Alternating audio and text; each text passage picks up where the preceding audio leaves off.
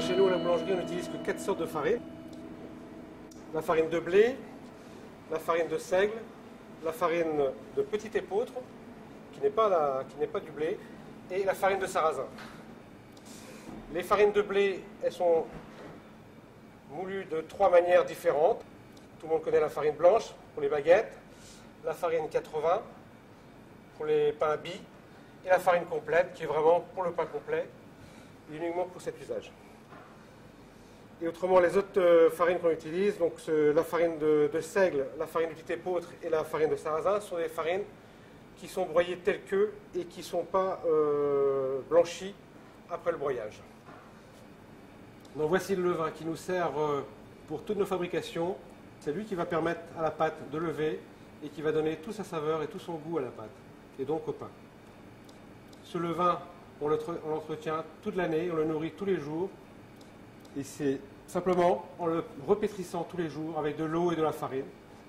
Dans la farine, on trouve naturellement les levures sauvages qui permettent au levain de se régénérer.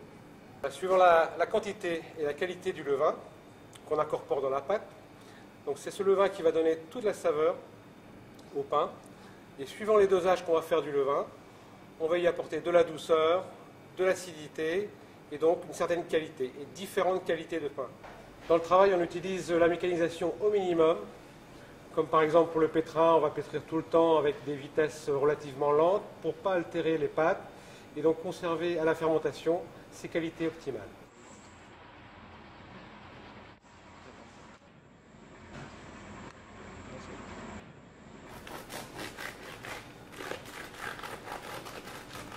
Donc quand on veut apprécier un bon pain, on le coupe et ensuite on va sentir le pain comme le ferait pour un bon vin et apprécier toutes les saveurs que le pain dégage. La mastication du pain est importante, ça doit fondre dans la bouche. Si le pain a été fabriqué, la pâte a été bien faite, on ne doit pas avoir une pâte chewing-gum, ça doit fondre dans la bouche. Sur le plateau ici, on n'a simplement que 2 farines, de la farine de seigle et de la farine de blé. On a 3 sortes de moutures, les moutures de base du pain que fait le meunier, la farine blanche, la farine bise et la farine complète. Et l'autre farine, c'est celle de seigle, qui est caractéristique par sa noirceur. Le seigle, qui est vraiment une méthode très particulière, fabriquée par les paysans bretons depuis bien longtemps dans le centre-Bretagne, là où on faisait le seigle à une certaine époque.